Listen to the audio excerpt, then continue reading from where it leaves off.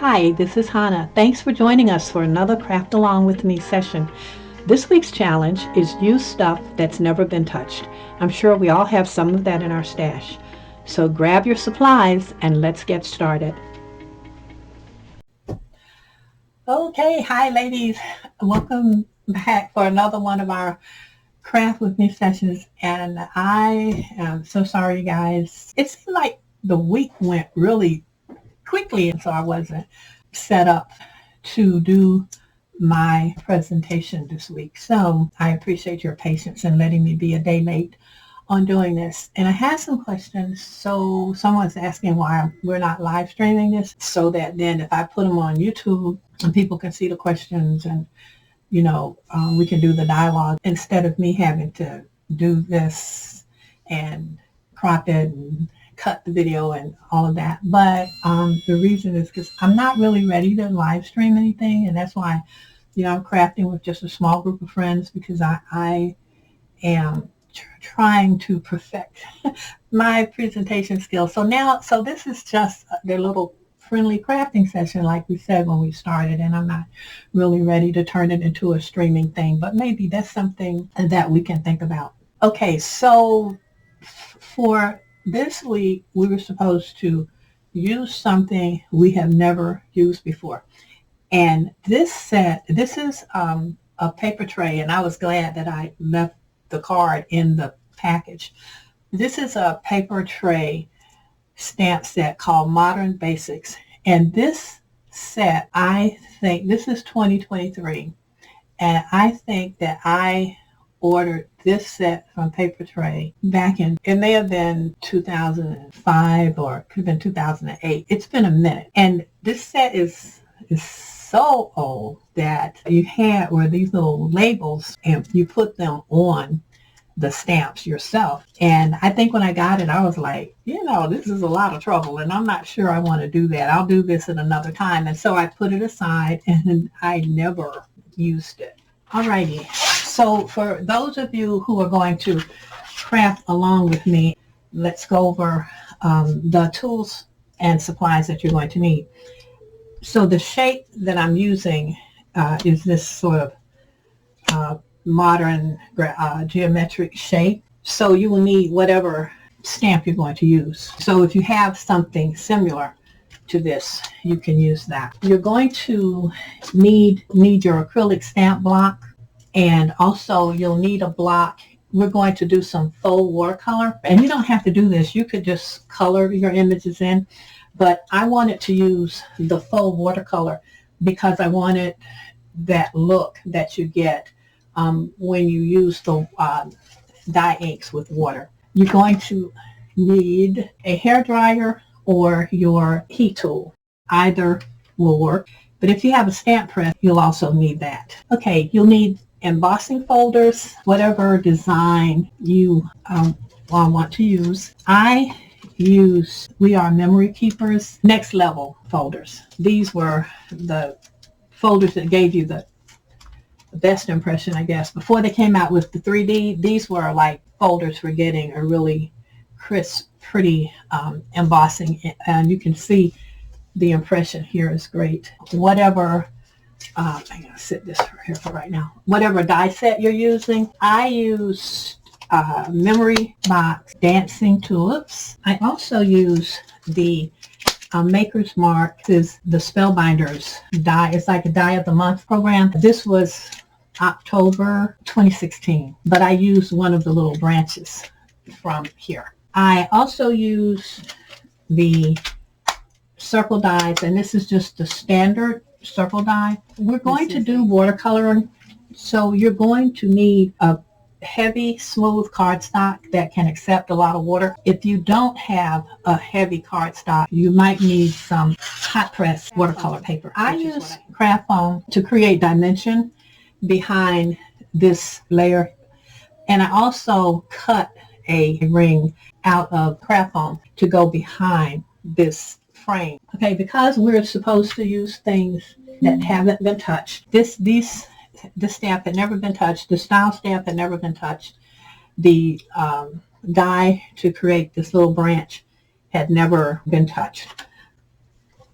I also had tons of liquid pearls, and I've had these for years. Whenever liquid pearls, at one point it was all the rage. I have them and I hadn't used them. So I pulled two that I had not used. The hydrangea I had not used, but it matched a little bit my paper, or it coordinated with my paper. To do the watercoloring, I'm using Memento and Distress oxide inks, but you can use any dye ink because all you're going to do is put it on your block, squirt it with water, and plop it down to get the watercolor effect, and then you're going to stamp on it and cut it out. Okay, so I think that's everything. The base of the card is 5 1/4 square. The first layer, the hydrangea layer, is 5 by 5. The embossed layer, this embossed layer, is 4 3/4 square. And then the focal area, this sheet under here, is 4 by 4, but you just need to have enough room that you can situate your image where you want it, and then fit your frame, whatever size frame you want to use. And because I've already done one card using the hydrangea and the mint, I'm going to play around with some other combinations.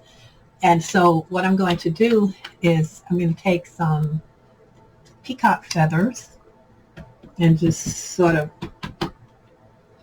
dab it on. And I'm going to take some, this is worn lipstick. And I hope that this combination isn't going to muddy up on me. We'll see. So I'm going to remove this, and I'm just going to squirt this and get it a little moist. And then I'm just going to put this down and press it down so that the ink spreads and gives you that watercolor.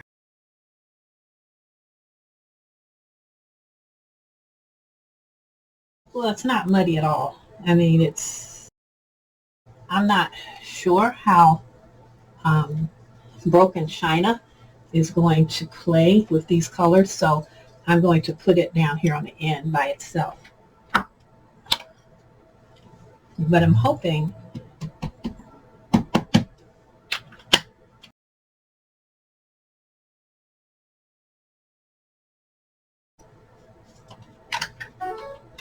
so I like that.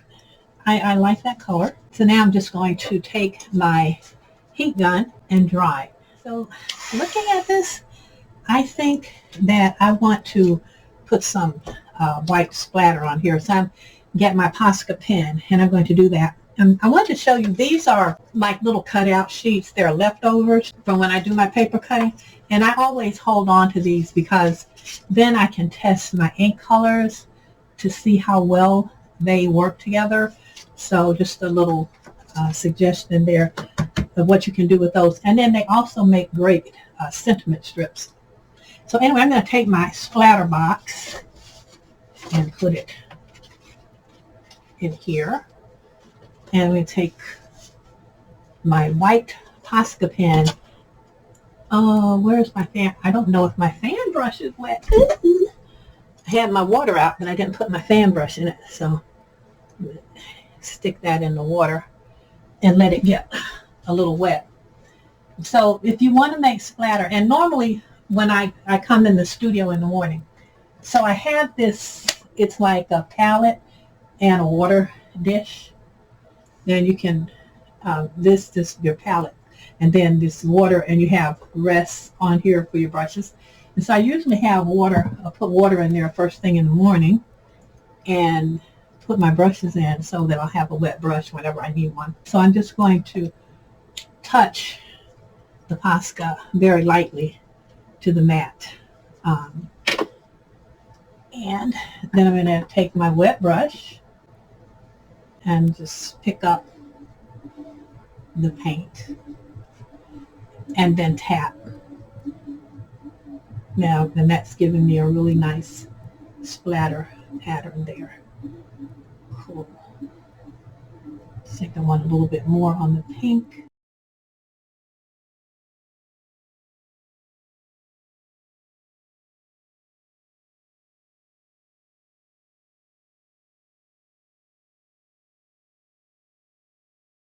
And of course, I'm going to do minimal stamping on here. And I just want to give myself a large enough area that I can pick an area in here. You know, like I can take my stamp and kind of say, oh, I want this, maybe this, maybe this. You know, you can move around and pick out an area that you want to stamp. I'm not using the watercolor paper because I still have a lot of this. I think this is 120. It is thick. Yeah, so it's a nice thick paper, and it absorbs, as you can see on the back. You know, there's very little seepage through there. So I'm just going to let that dry. And while that's drying, I'm trying to make myself straighten up as I go along, because usually I'm working on a project and I get craft creep, which is when all of your supplies seem to just creep, and it gets more and more, and it encroaches on your workspace, and your workspace becomes super crowded. And for me, I know it's because I don't put things away when I'm done with them. Okay, so I think this is dry enough to stamp, and I'm just using Memento Tuxedo Black.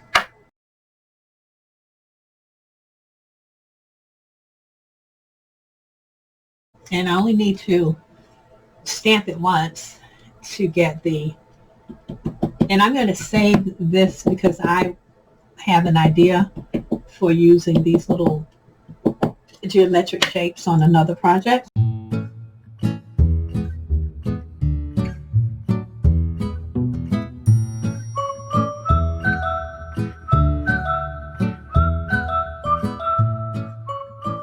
I hope I didn't double hit that.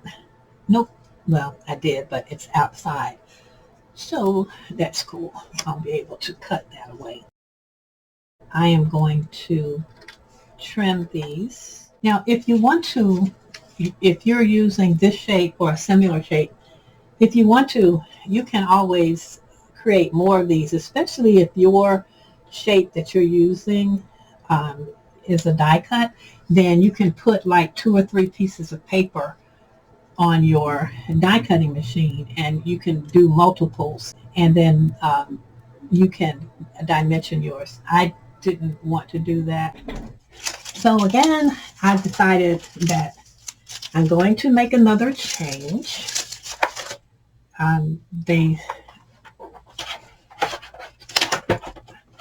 So the first change I made, well, I changed the colors, obviously, and I added splatter to the card.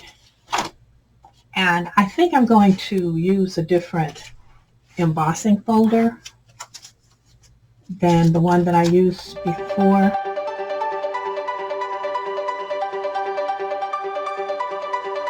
Yes, I'm going to make this a birthday card, I think. And so I think I'm going to use my embossing folder with the numbers. Yeah, I think I'm going to do that. So I'm going to try to cut everything I need for my focal for the circle. I'm going to try to cut all of that at one time. So I'm going to cut my paper, and then I'm going to cut my craft foam. Then I'm going to put my dies down and run it through the die cutting machine to see if I can't cut it all at once, so that I'm sure everything is the same size, and it's just one task. I'm going to try that. When you're doing this, you want to pick whatever your largest circle is. So this is my largest circle, and skip the next size down and go down to the third size. So this would be outside 1, 2, and 3. So you want to take 1 and 3, and then that will make your frame. And this is for those who may be new to crafting. So this information is for them. I know that the veteran crafters, you already know how to do this. And I just cut this at 4 1/4, which is the A2 size, because then I can save the bottom part for a panel. And I usually just tape these down with a piece of removable tape. And the first thing I do is I get my main die, my bit situated first, and I use low tack. I actually cut a little bit too much. Just trying to make sure that my spacing is right. And then I just run it through. So I have my frame, and I have the craft foam that's going to go behind it. When you first cut the craft foam, it will flatten out, but it will puff up again, so you don't have to worry about that. And when you run it through, only run it through your cutting machine once. Like, go forward, don't come back, because if you come back, that will make your and I made the mistake of doing that this time because I wasn't thinking, but that overstretches your craft foam. I mean, it's okay, you can make it work, but just you might want to not do that. Okay, so now I'm going to cut my embossing layer, and the emboss layer is going to measure 4 3/4 by 4 3/4, but I'm going to cut the paper at 5 by 5. So I think my birthday numbers turned out okay, and I was going to color in the embossed numbers, but I changed my mind, and I went through my stash and looked at colors that will match up with my little stamp geometric shapes.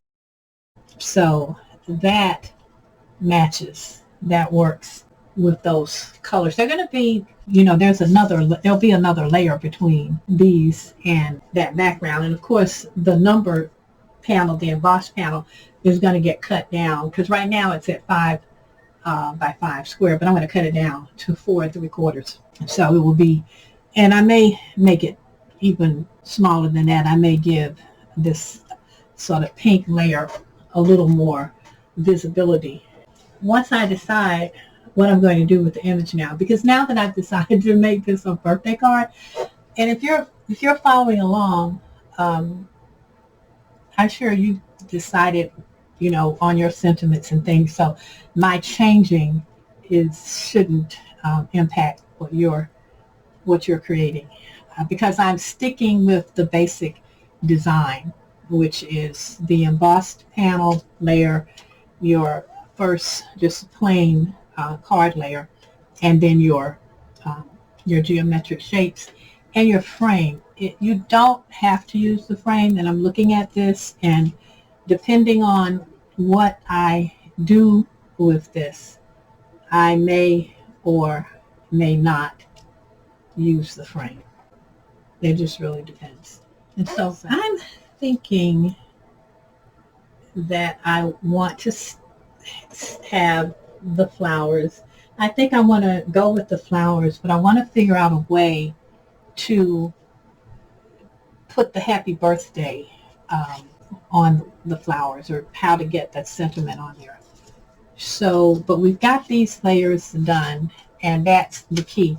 I'm going to go ahead and trim this down.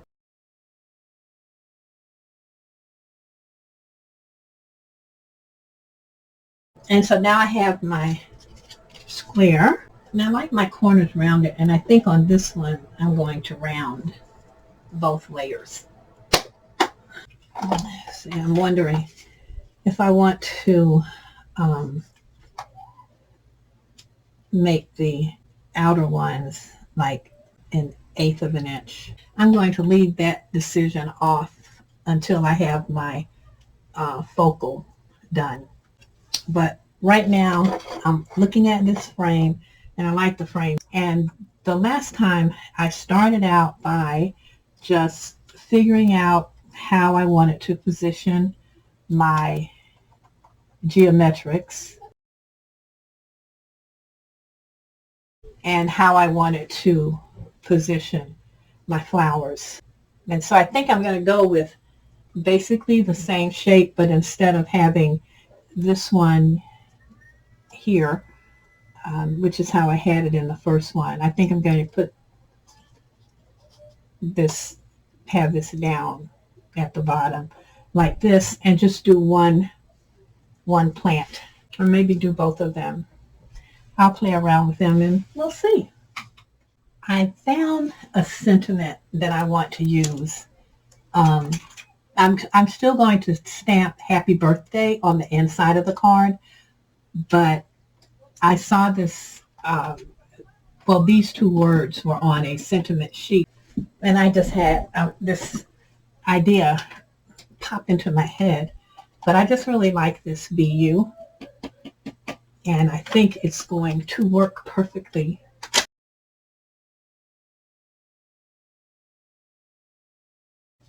Now, if you don't emboss your panel, you can always put a sentiment on your panel. I don't want to put a sentiment on my panel. What I have to do now is try to remember how I had these a minute ago when I was placing my plants.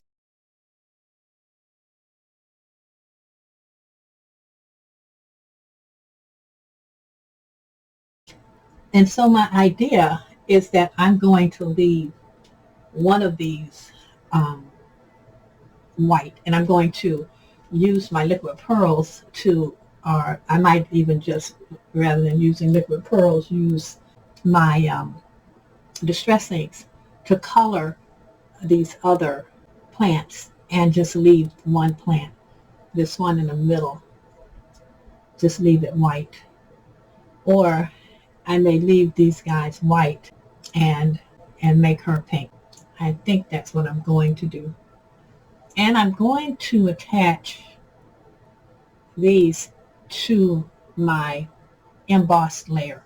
Okay, so I glued these down, and the only thing that I'm going to have to do now is arrange my branches and decide what kind of treatment I want to give them and how I actually want to arrange them, and not interfering too much with the sentiment. But you can read the sentiment. I mean, it's big enough that you can see that through there. So yeah, I think it's going to be nice once I get it. When I get the colors on and I figure out if I'm going to glue them down or let them just sit up like they are now. So that's going to take some moving around some stuff. So I'll put on some music so we can all just work.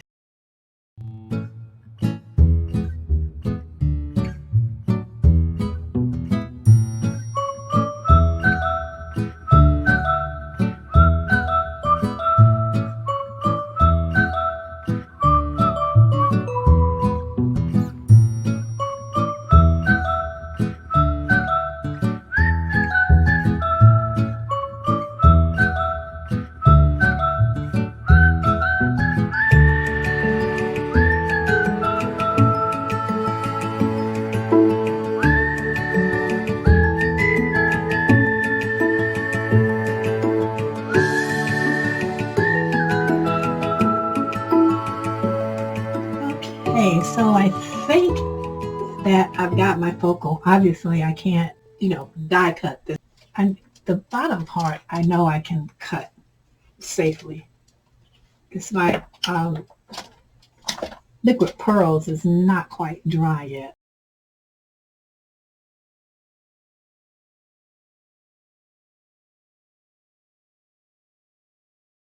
And right there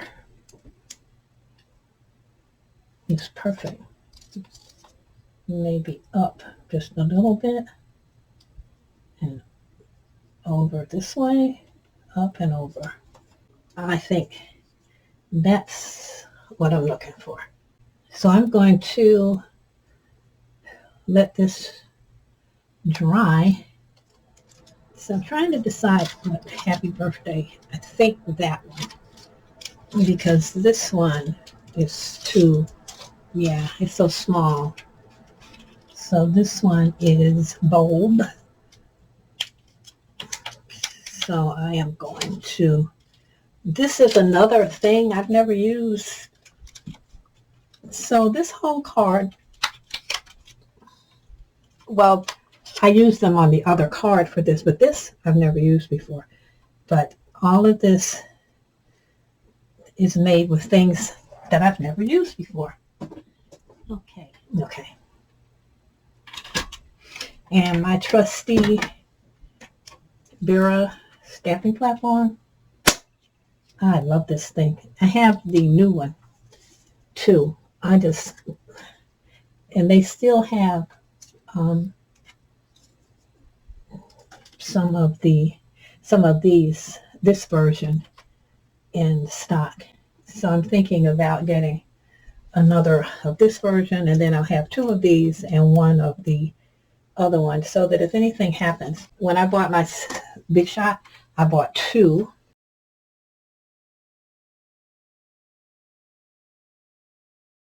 Yeah, that's nice. I'm going to give it one more because I don't feel like heat embossing this.